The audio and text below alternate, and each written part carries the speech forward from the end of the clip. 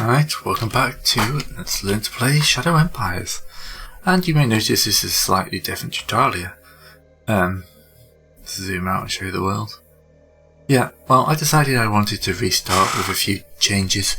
I screwed up the audio on a couple of the videos, so I thought I'd make things easy for me down the line.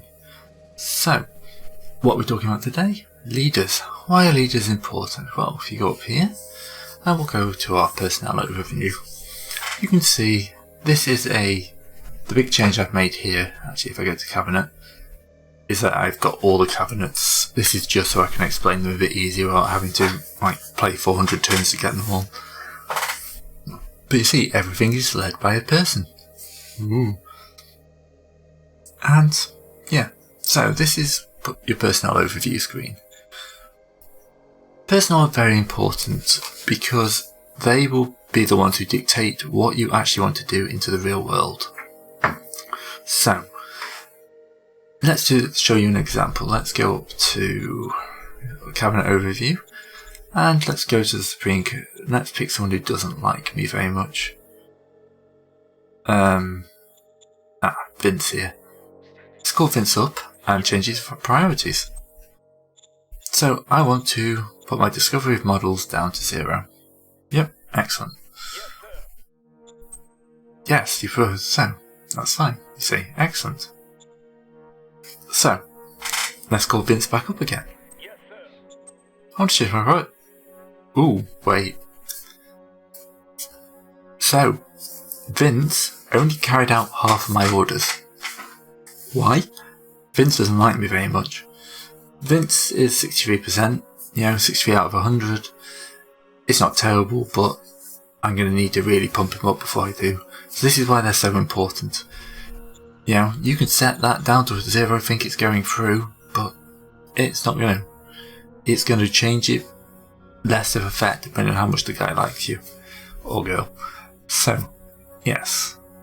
Leaders are very important, and you'll see a lot of decisions will give you pluses and minuses to leaders. I don't actually have any, which is useful. And that's the main way you're going to do that type of thing, so that keeps them happy. You also will have strategy cards, which will give you option to recruit new juniors, or in the leaders tab, quite a few of them are bribing or retiring. So, let's go through this. So, what does this tell us? First, you can see is we have 2 factions. If I go down to Wormstadt here, actually that's good. Wormstadt is the minor regime to the bottom. We have the Superior Circle and Justice Knights. So, these are the 2 factions of my parliament. So 67% of people voted for the Superior Circle, and then 33% for the Justice Knights. Now, if they have a colour behind them, they're part of that faction. So Caleb here is a member of the Justice Knights. Whereas Ares here has got this sunburst behind him. He is the faction leader of the Justice Knights. He's only 17, so this guy should be pretty up and coming. Or he's just got a very powerful dad. He's only capacity 1 or capability 1. So, let's go through the stats, shall we? That's probably the most important thing. Age is pacing, relation, how much you like it. Above 50 bonuses, below 50 penalties.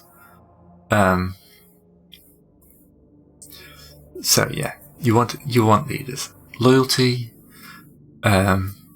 relations with high loyal guys will get better. Low loyalty will cause problems.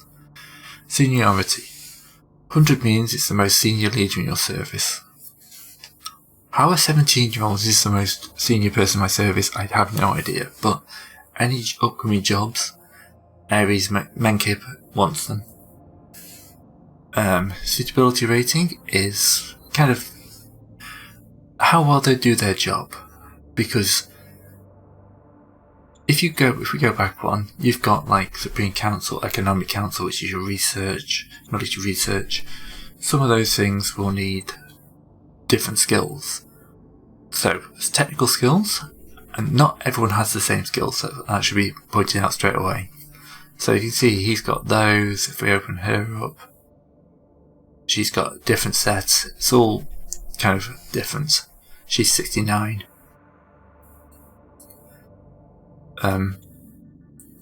But they kind of... that's not what we're doing with Aries. You can see you have a level. He's got a very good high command level. He's level 20. His war score is pretty poor, but somehow he's done a lot of experience in fighting. With a bit of operations, so he's not too bad. This guy's apparently been trained from birth to be a soldier. So that against the technical, command and interpersonal. So technical, of course, is technical skill rolls, command fighting and interpersonal. Then you get some grey ones which don't fall into any really categories. Right. So you have stats, how strong they are, intelligent, their war stat, charisma, and their willpower. So strength, basically certain skill rolls, normally combat, intelligence for crucial for everybody, but especially directors, war for soldiers, charisma is for zone governors, quite important. There's quite a few things like governors will get events where they're told they want to step up. And like quieting people down, and this is the stat it'll roll off with whatever you're trying to do as a skill. Willpower for blackmail, capacity. So capacity is quite important. He's capacity 1. He is the worst you can get. He is terrible. He will not grow much into this role. He has no real capacity for expansion. If you have a capacity 5. Let's have a look at our personal overview. Sort by capacity. On the other hand, we've got Biff Cretterhands, who's capacity 5. His skills, as you can see, are much higher. He's got a huge interpersonal, he's got a major command. He is basically going to do well at anything you put in. He's got a huge leadership score. So yeah, this guy's a leader. And he's only 21 as well, so this is the type of person, he's going to be around for most of the game. He's loyal, he's got relatively good relations with you. You want to keep Biff happy and in a very powerful position. Whereas someone like Aries here, you're probably going to want to push off somewhere at some point. He's a commander, so getting him killed is quite easy. Profile. So this will tell you what type of events will affect the character. So he likes enforcement, militia and meritocracy. If any of your events support those, that'll make him happy. If any of the events oppose them, that'll make him unhappy. Conversely, he really hates smart people. Probably because he's dumb as... It's not even that stupid. But yeah, he just hates mind. So anything that improves mind will make him unhappy. This is important to know because if you're going to be going for one of these strategies, if you're going to go for mind, having this guy in your government is going to be a pain. If you stack your government full of really good people who just hate your government type, they're not going to be happy most of the time. So that's one of those things to keep in mind. And then you have a personality. Emotion, it's mostly aesthetic, but it has some friction. Heroic leaders are less corrupt or rebel, so very heroic is good, very low heroic is cowardly. Ambition, want high jobs. The more ambitious you are, you want more jobs. But also relations will decline quickly. Authority is how submissive they are to you. So the higher it is, it says here, will follow his own profile, so the regime profile. So, someone with high authority is going to listen to you less when you're giving them orders. Egoism or egotism, as probably should be. More egotistic the leader is, they want more salary, they want more goods, so you want low ego for most point. Wit, mostly aesthetic, but you know, it could be something important at some point. Corruption. So corruption is one of those things for governors and stuff like that. It's definitely something you have to watch out for. Doesn't mean that actually engage in corruption, as it says here, but yeah. If they did, they'd be theft. So a highly corrupt governor is more likely to steal from you, and you probably don't want that. So what we're going to do here, so you've also got a history, meritocracy plus, it's basically just the background. You can compare them to anybody using that, and they've got a log of the skills they've rolled. So you have a lot of different guys, and you want to get them in the right place. So let's just go down to strategy, nation. We're going to recruit a junior, and we'll go back to our reserve pool. We should have a junior. So we've got Anna Quick, 69. So grey hair means that they're aged above 65. There's a chance that their stats will start going down. The older they get, the quicker that is. So you will hit a trade-off where they start getting worse at their job as the senility kicks in. So that's something you have to watch out. So if a ruler gets grey hair, you probably have to start looking at replacing them at some point. Hubert is probably the guy we just hired. Unaligned at the moment. That won't stay unaligned after the first turn. Like, come on, Miss Democracy. Yeah, lots of young people in this one. So yeah, you'll learn to love and you'll learn to hate your commanders and your things. So if we look at our city here, Galt, we got Victor here. Victor's in control. He's got a suitability of 7. I could fire him. I could replace him with someone else who's probably more suitable. So let's actually do that. So we'll call him up, relieve him with no job, and then we'll quickly do a turn. I'm just going to randomly do turns and stuff like that to show stuff off. So at the start of the next turn, so most events take a turn to take effect. So if you do something, you won't see the effect straight away because you haven't actually done anything. Okay. So now in our decisions, here we have a thing of we want a militia parade. If we say no, all these people will lose between 3 and 6. If we say yes, and I give them an extra 200 credits, we only have 400, they go up.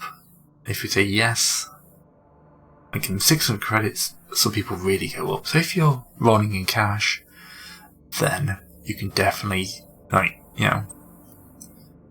he currently likes us. He's a Syndic Union, so we've got a new faction already. Which is probably one of these decisions. We've got an able commander offering services. We can promote him. And this is where you say, so here, this would give us mind. Oh look, Abe's here. He doesn't like mind. He's going to get unhappy. This guy probably doesn't like commerce. Yeah, this guy hates commerce. Whereas if we go back to the militia parade, these guys all will have militia plus on them. So yeah, they're all going to be happy about that. But that's not what we're looking for here. We're looking for zone decisions. We want to appoint a governor. So, Victor's the guy we just fired, and we got a choice between Anya and Herbert. So it becomes your choice. Suitability rating 49. Anya here drops relation, capacity 3, 69, so she's aging, but she has got some skills, but not that many in the leadership capacity. So she's got good interpersonality, she's got good technical, so she's a technician here for machinery, an inventor. Hubert has only technician skills, he's only capacity 1. So let's go back to our strategy cards. Nation will recruit another junior. And that goes. Drake Carbon Lane was even worse. So, at this point, we'll appoint Anna. She's the best. Operations improved 16 points. And immediately we have an event. So, Anna gets, this is a waste accident. Administration roll, D100 plus 112, versus average 113. So she's rolling plus 112 versus 113. So, this is probably because she's going to be using a technician stat, and her... Yes, it's probably a technician stat in play, which is intelligence plus 15, 49, probably based off of intelligence as well, and probably something else. So in this point, we can probably say that we can pay the political points, full support, roll increase for support, adjusted roll 127, adjusted roll 127 versus difficulty 131. Oh, we failed. I must have misread that. Alright, so danger has increased. But yeah, that's basically your leaders then. You'll be given jobs for them, you'll be trying to make them happy. I mean, I can do this, and then everyone will start really hating me. And I'll say yes to this guy, because I'm going to see how far I can trade. Yeah, these guys now really despise me. And that's going to cause problems overall. Okay, that's about all I can waffle on about leaders. They're very important. And there's quite a lot to take in, so hopefully with that. I think next time I'll cover the town, so I'll see you then.